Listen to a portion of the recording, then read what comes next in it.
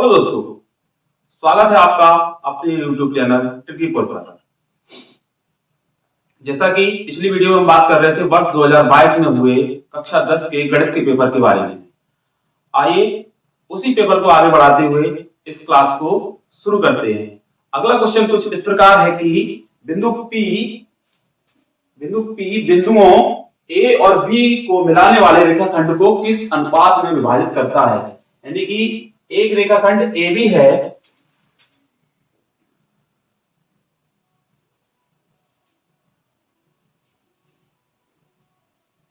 AB एक रेखाखंड है जिस पर कोई बिंदु P है और जो बिंदु P है उसके निर्देशांक और बिंदु A और B के निर्देशांक आपको दिए गए हैं। बिंदु P जो है, बिंदु P के निर्देशांक आपको दिए गए हैं -4,6। बिंदु A के निर्देशांक दिए गए हैं -6,10। बिंदु B के निर्देशांक आपको दिए गए हैं 3,-8।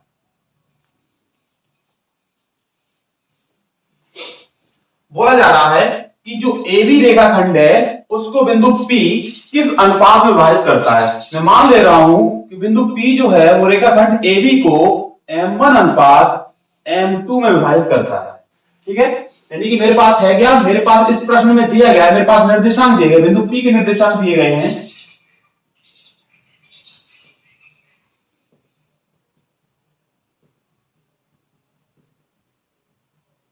बिंदु P के निर्देशांक दिए, बिंदु P के निर्देशांक है मेरे पास -4,6। बिंदु A के निर्देशांक दिए गए हैं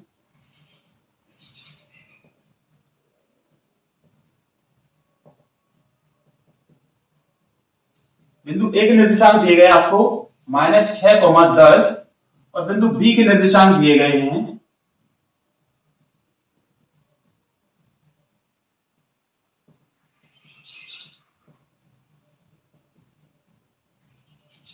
बिंदु B के निर्देशांक कितने दिए, बिंदु B के निर्देशांक दिए गए 3,-8। ये आपको दिया गया है। तो मैं मान ले रहा हूं कि माना बिंदु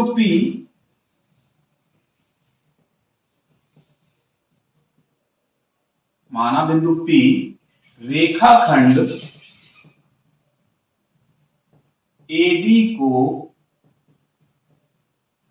M1 अनुपात M2 रेखाखंड AB को M1 अनुपात M2 में अंततः विभाजित करता है।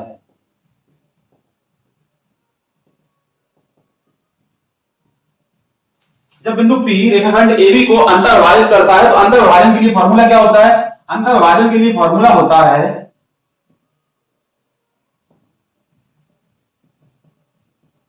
अंतर विभाजन बराबर होता है M1 x2 plus M2 x1 बटे M1 प्लस M2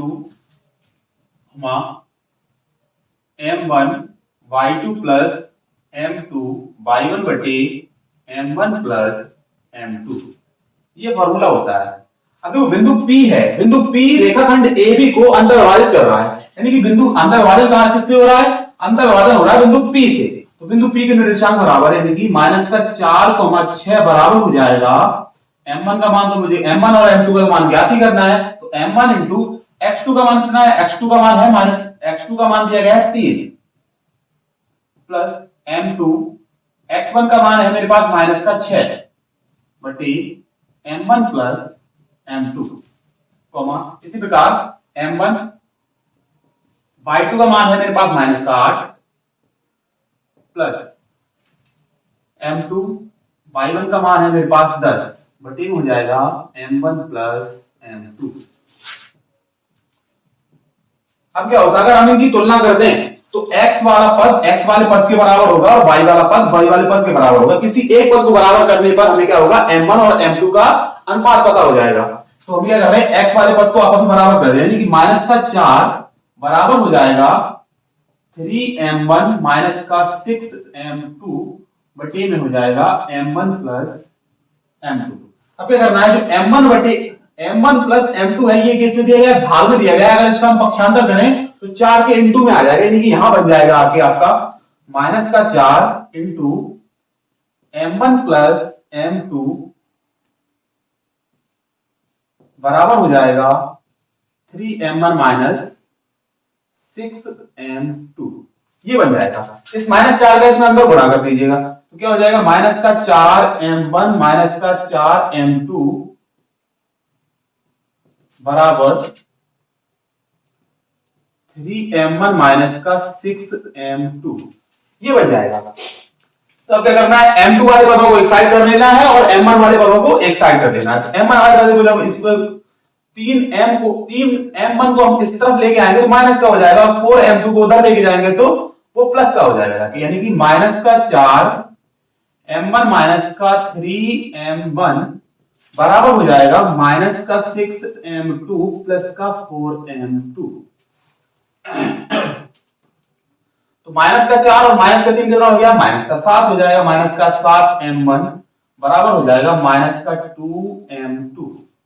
माइनस से माइनस चला गया, मुझे निकालना था m1 बटे m2 का मान, तो कितना हो जाएगा, ये 7 चला जाएगा पक्षांतर में, यानी कि 2 बटे 7, यानी कि m1 अनुपात m2 हो जाएगा 2 अनुपात 7। यही इस सवाल का आंसर है, यानी कि बिंदु P रेखाखंड AB को 2 अनुपात 7 में विभाजित करता है। जल्दी से स्क्रीनशॉट ले लीजिएगा, फिर हम लोग अगले सवाल की ओर बढ़ते हैं।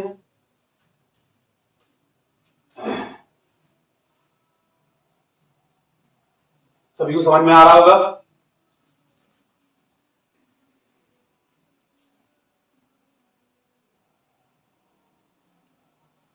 स्क्रीनशॉट सबने ले लिया होगा। चलिए अगले सवाल की ओर बढ़ते हैं।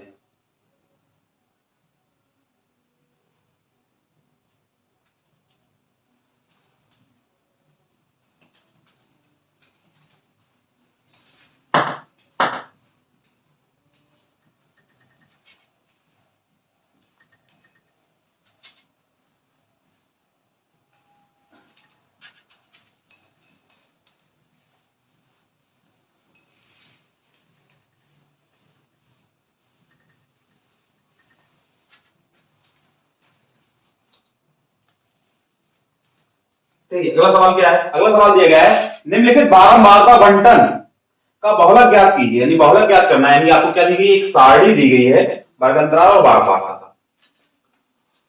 क्या दिया गया है, वर्गांतराल दिया गया है और दी गई है बारंबारता।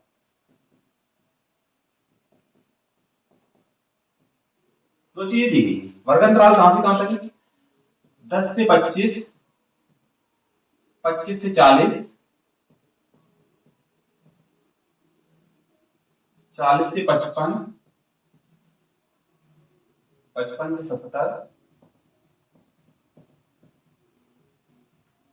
70 से 85 और 85 से 100। बारंबारता दी गई है 2, 3, 7, 9, 5, 4। बहुलक क्या होता है, जो बारंबारता, जो सबसे अधिक बारंबारता होगी वही बहुलक होगा। तो इसमें सबसे अधिक कौन सा है, सबसे अधिक है 9। ठीक है, तो ये हो गया, यानी कि बारंबारता ये हो गई, सबसे अधिक बारंबारता वाला पद कौन सा है, 9 है। ठीक है, इसके जस्ट सामने जो वर्गांतराल आ रहा है वो क्या होगा, बहुलक वर्गांतराल। ठीक है ना, तो ये हो जाएगा बहुलक वर्गांतराल। इसके जस्ट ऊपर आने वाला पद, यानी कि बारंबारता के ठीक पहले आने वाला पद कौन सा होता है, इसको हम बोलते हैं F0। और जो बारंबारता होती है उसको हम बोलते हैं F1। और जो बहुलक वर्ग की बारंबारता के ठीक बाद आने वाला पद होता है उसको हम बोलते हैं F2। यानी कि बहुलक निकालने के लिए फॉर्मूला होता है, देखिए अब मुझे इसमें क्या क्या ज्ञात है, मुझे इसमें ज्ञात है f1 का मान, f0 का मान, f2 का मान, उसके साथ साथ ज्ञात है वर्ग अंतराल, ठीक है ना।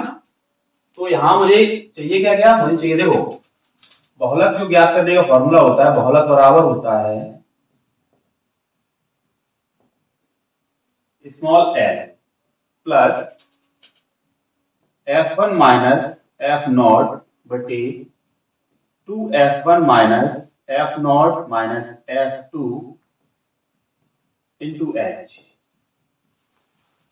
ये होता है बहुलक निकालने का फॉर्मूला, ठीक है। तो यहां पर जो स्मॉल एल होता है वो वर्ग बहुलक वर्ग की बारंबारता की वर्ग अंतराल निम्न सीमा होती है, ठीक है। और f0 जो होता है बहुलक वर्ग, तो कह सकते हो बहुलक बारंबारता के ठीक पहले आने वाला पद, और f2 जो होता है बहुलक बारंबारता के ठीक बाद आने वाला पद, ठीक है। ये होते हैं।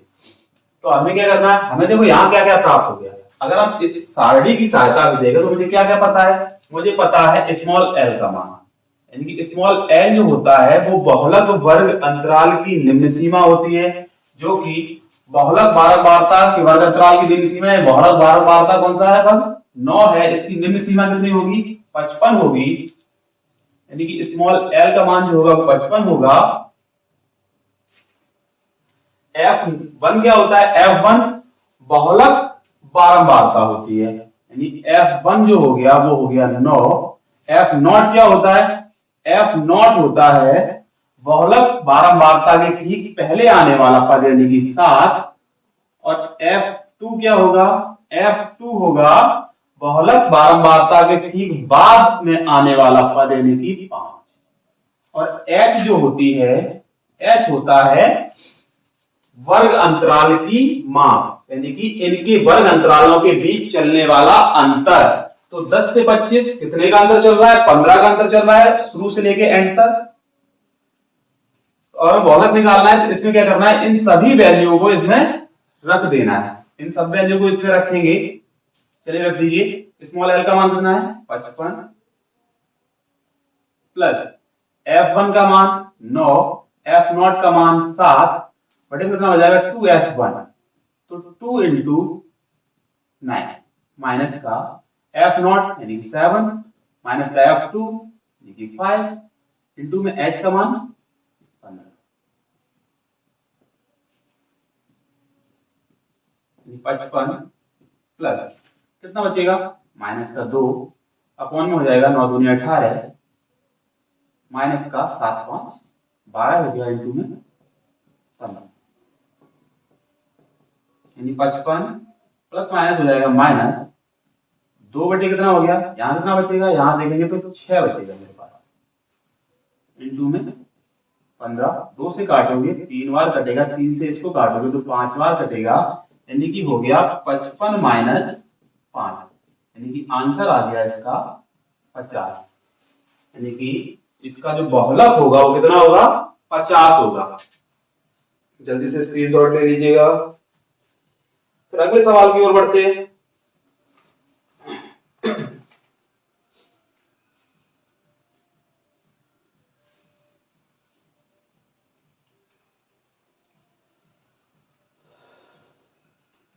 सबने स्क्रीनशॉट ले लिया होगा, सबको समझ में भी आ गया होगा। चलिए अगले सवाल की ओर बढ़ते हैं।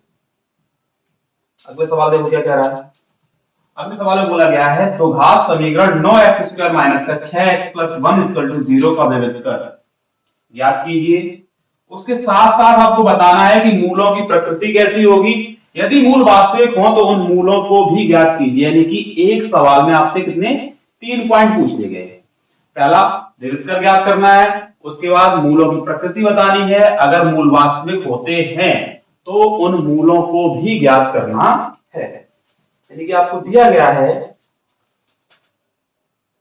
9x² माइनस का 6x प्लस का 1 बराबर 0।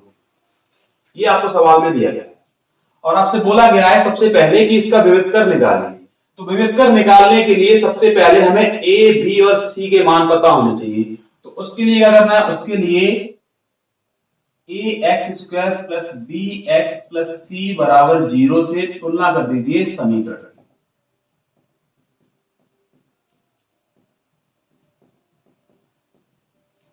जैसे ही तुलना करेंगे तो ए बराबर कितना हो जाएगा, ए बराबर हो जाएगा 9, बी बराबर हो जाएगा -6 और सी बराबर हो जाएगा 1। ठीक है, ये हो गया। अब विविधकर निकालना है। विविधकर बराबर क्या होता है,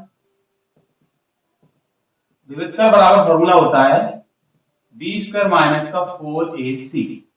सबके मान रख दीजिए। बी का मान कितना है -6, तो -6 का वर्ग, माइनस ए का मान कितना है, ए का मान है 9 और सी का मान है 1, तो 6 का वर्ग 36 माइनस ये कितना हो जाएगा, ये आपका हो जाएगा 4 × 36। यानी कि मूल कैसे हो गए, आंसर कितना निकल आया, 0 निकल आया। अर्थात अगर d का मान 0 होता है यानी कि d बराबर कैसा हो जाए, d 0 हो तो मूल कैसे होते हैं, तब मूल होते हैं बराबर।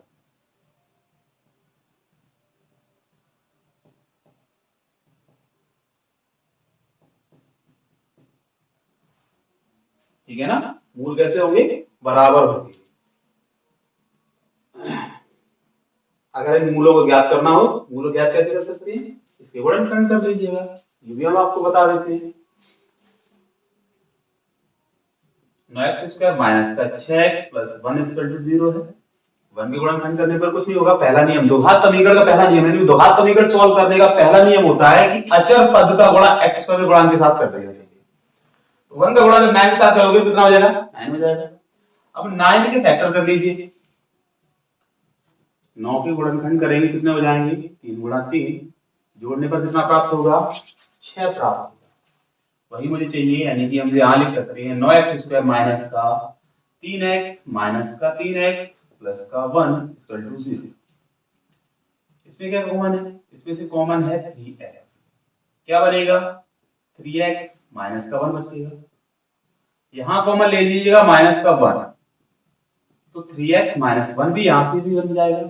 अब देखो दोनों कोष्टक समान है तो कोष्टकों को कॉमन ले लीजिएगा, यानी 3x माइनस 1 कॉमन लिया तो बचा क्या, यहां से 3x बचा, यहां से माइनस का 1 बचा, बराबर में क्या हो गया 0। यानी कि ये क्या हो गया, इसको अगर हम 0 के बराबर करेंगे, 3x माइनस 1 बराबर 0, तो 3x बराबर 1, x बराबर 1/3। दूसरे वाले को भी 0 के बराबर करोगे तो 3x माइनस 1 0, 3x बराबर 1, x बराबर 1/3। यही हमने लिखा था। मूल कैसे हैं, मूल कैसे हैं, मूल बराबर है। तो यहां आप देख सकते हैं x का जो वैल्यू निकल के आया वो 1/3, 1/3 निकल आया। दोनों मूल कैसे हो गए, बराबर हो गए। जल्दी से सवाल नोट कर लीजिए, स्क्रीनशॉट ले लीजिएगा, फिर अगले सवाल की ओर बढ़ते हैं। अगला सवाल बहुत ही इंपॉर्टेंट है, बहुत ही अच्छा सवाल है अगला। जल्दी से स्क्रीनशॉट ले लीजिए, फिर उस सवाल की ओर बढ़ते हैं।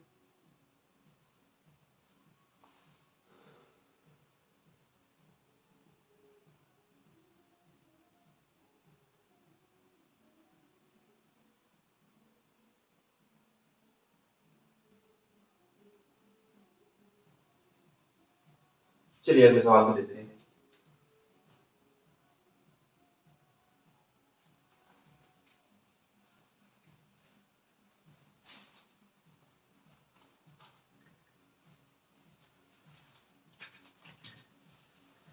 अगले सवाल में क्या बोला गया है, अगले सवाल में बोला गया है उस त्रिभुज का क्षेत्रफल ज्ञात कीजिए जिसके शीर्षों के निर्देशांक क्रमशः 0,0, 2,0 और 0,3 है। यानी कि एक त्रिभुज दिया गया है, ठीक है, त्रिभुज इस प्रकार है।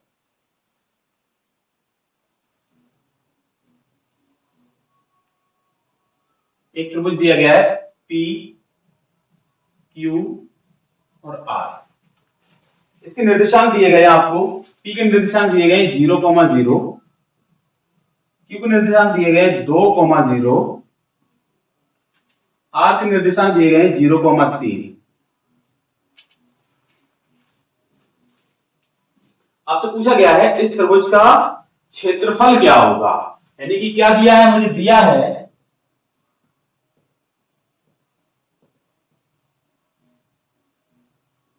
त्रिभुज पी क्यू आर में बिंदु P के निर्देशांक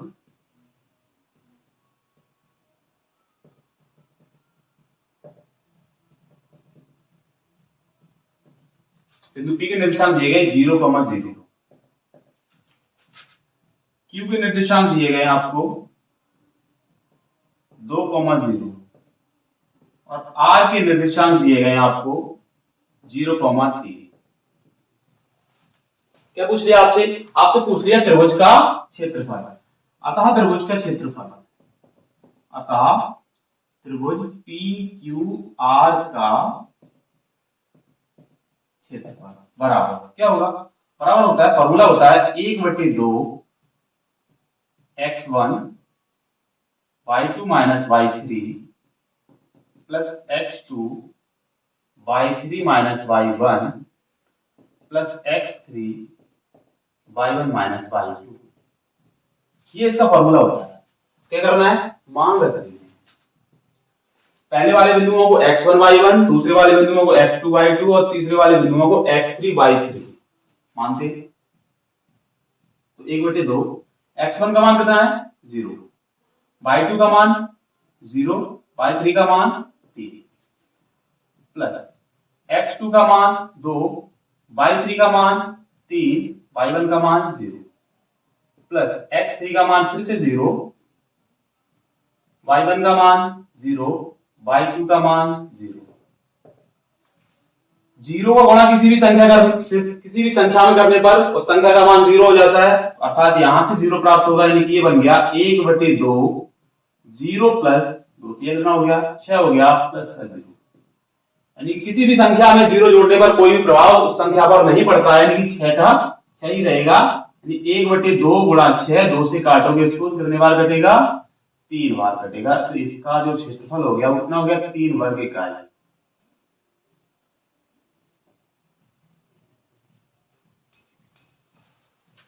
जल्दी से नोट कर लीजिए, फिर अगले सवाल की ओर बढ़ते हैं। स्क्रीनशॉट ले लीजिएगा।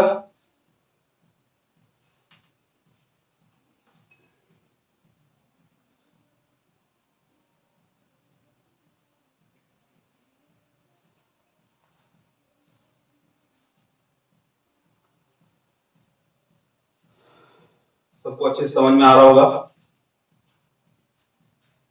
अगर सबको अच्छे से समझ में आ रहा है तो वीडियो को लाइक, शेयर एंड चैनल को सब्सक्राइब करके बेल आइकन जरूर दबा लें, जिससे कि अगली क्लास का नोटिफिकेशन आपको मिल सके।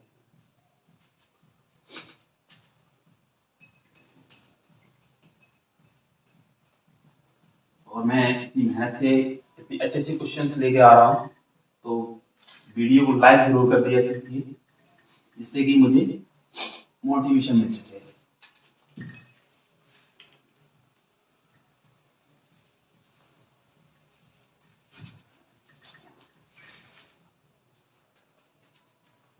देखिए अगला सवाल क्या है। अगले सवाल में बोला जा रहा है एक ठोस एक अर्धगोले पर खड़े एक शंकु के आकार का है, जिनकी त्रिज्याएं 3 सेंटीमीटर है तथा शंकु की ऊंचाई 4 सेंटीमीटर है। इस ठोस का संपूर्ण पृष्ठीय क्षेत्रफल पाई के पदों में ज्ञात करना है। यानी क्या क्या बोला गया है? बोला गया है कि एक अर्धगोला है,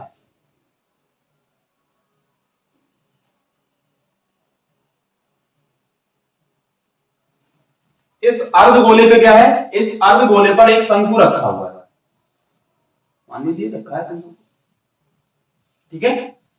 इस अर्धगोले और शंकु की जो त्रिज्या दी गई है वो दी गई है आपको 3 सेंटीमीटर, और जो शंकु की ऊंचाई दी गई है वो दी गई है 4 सेंटीमीटर। बोला गया है कि ये जो आकृति बनी हुई है इसका संपूर्ण पृष्ठ क्या होगा, ये बताना है आपको। तो इसमें आपको दिख रहा होगा कि दो आकृतियां सम्मिलित हैं। कौन कौन सी? एक शंकु और दूसरा अर्धगोला। तो अर्धगोले का वक्रपृष्ठ क्या होता है? अर्धगोले का वक्रपृष्ठ होता है 2 पाई आर स्क्वायर और शंकु का वक्रपृष्ठ होता है पाई आर एल। तो क्या करना होगा? दोनों के वक्रपृष्ठों को आपस में प्लस कर दीजिए, पूरी आकृति का संपूर्ण पृष्ठ हमें पता हो जाएगा। यानी कि हमारे पास दिया है, इस प्रश्न में जो बोला गया है वो सबसे पहले नोट कर लीजिएगा। दिया है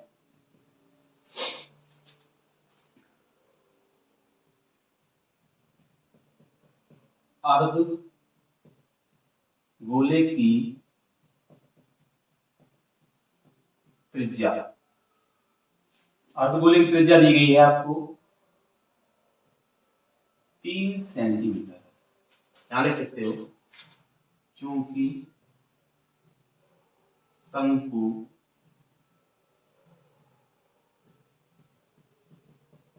अर्धगोले पर अध्यारोपित है,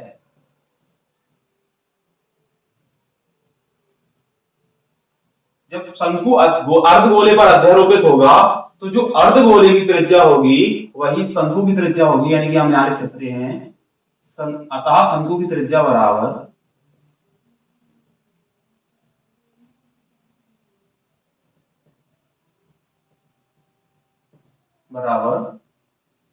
3 सेंटीमीटर।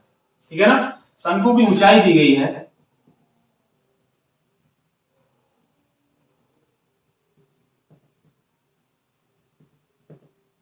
शंकु की ऊंचाई कितनी दी गई है? 4 सेंटीमीटर। ठीक है?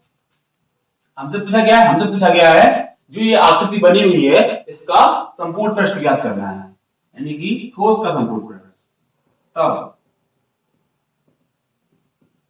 ठोस का संपूर्ण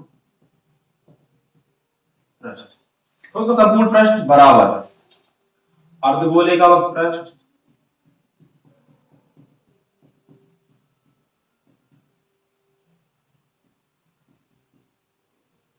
प्लस शंकु का वक्रपृष्ठ।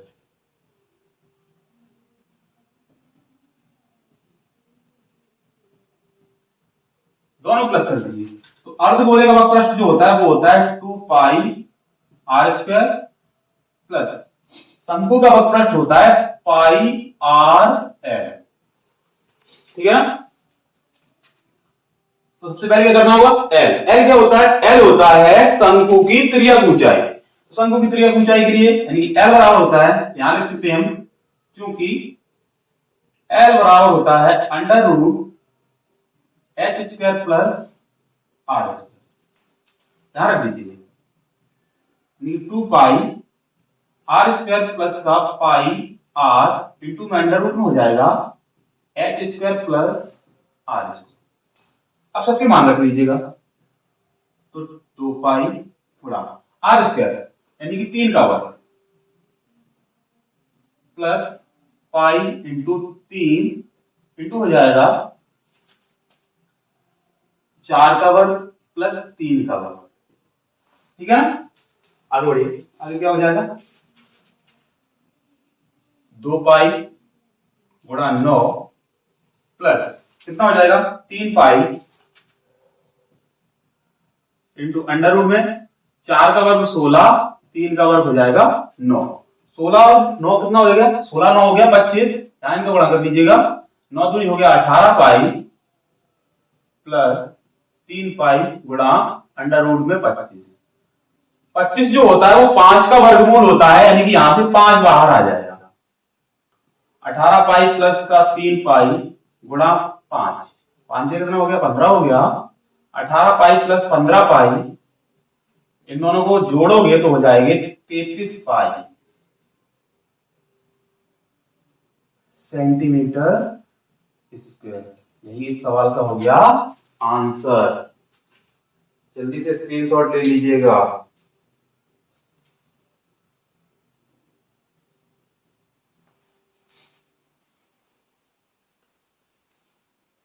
जल्दी से स्क्रीनशॉट ले लीजिए, फिर अगले सवाल की ओर बढ़ते हैं।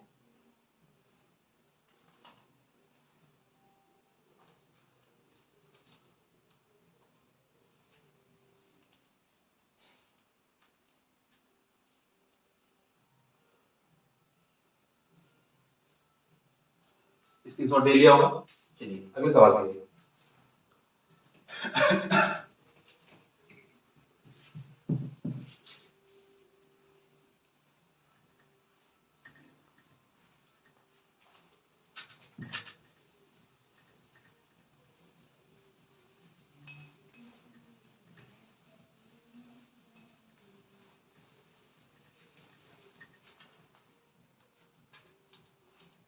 अगला सवाल दिया है समीकरण x माइनस 1/x बराबर 3।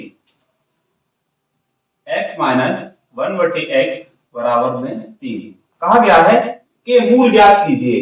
ये सवाल जो है इस प्रश्न पत्र में 4 नंबर का आया था। बहुत ही सिंपल सवाल है। क्या करना है, इस x गुणा इस x में कर दो। क्या बनेगा, एक्स स्क्वायर माइनस का 1/x बराबर में 3। इसका गुणा इधर कर दो, एक्स स्क्वायर माइनस का 1 स्क्वायर टू कितना हो जाएगा 3x। 3x को इधर लेके आ जाओ, माइनस का हो जाएगा एक्स स्क्वायर माइनस का 3x माइनस का 1 बराबर 0। अब देखो क्या है, 1 के गुणनखंड करने पर 3 नहीं आएगा। जब किसी द्विघात समीकरण के गुणनखंड करने पर बीच वाली संख्या जो होती है वो किसी प्रकार नहीं आती है तो क्या करते हैं, श्रीधराचार्य का यूज करते हैं।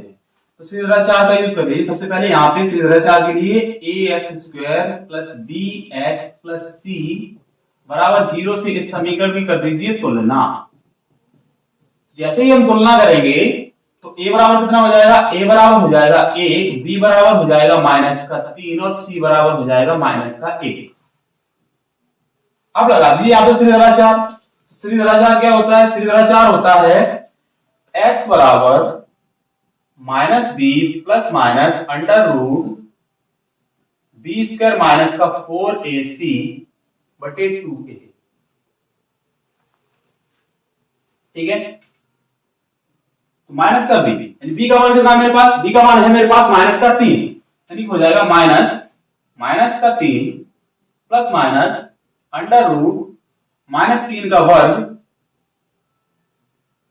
माइनस 4 गुणा a का मान 1 c का मान माइनस का 1 अपॉन 2 इंटू 1। माइनस गुणा माइनस में करोगे प्लस का 3 प्लस माइनस अंडर रूट 3 का वर्ग करोगे तो 9 माइनस माइनस हो गया प्लस 4 एकम 4 बटे में 2 यानी हो गया x बराबर वैल्यू क्या निकल आई, x बराबर वैल्यू निकल आई 3 प्लस माइनस अंडर रूट 13 बटे 2। यही इस सवाल का आंसर हो गया। जल्दी से नोट कर लीजिए, स्क्रीनशॉट ले लीजिएगा। अगर वीडियो पसंद आ रही है, समझ में आ रही है वीडियो, तो वीडियो को लाइक, चैनल को सब्सक्राइब एंड वीडियो को शेयर करिए अपने दोस्तों के साथ, जिससे कि उन्हें भी इतने अच्छे क्वेश्चंस मिल सके।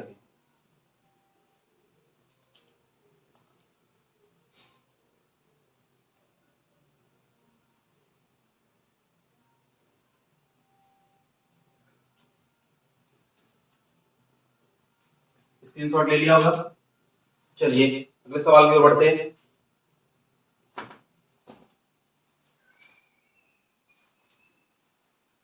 देखिए अगला सवाल क्या कह रहा है।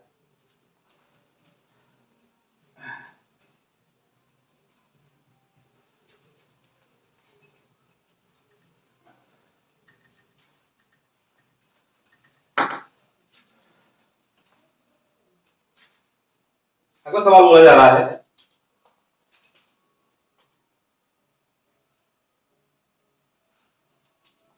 Sine 8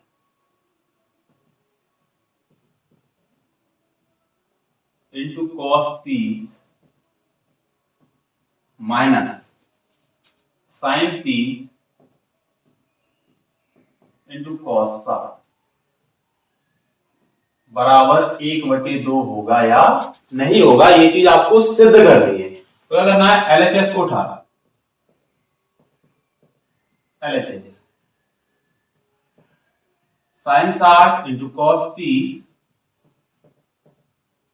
minus sine 30 into cos 60। sin 60 का मान कितना होता है? sin 60 का मान होता है √3/2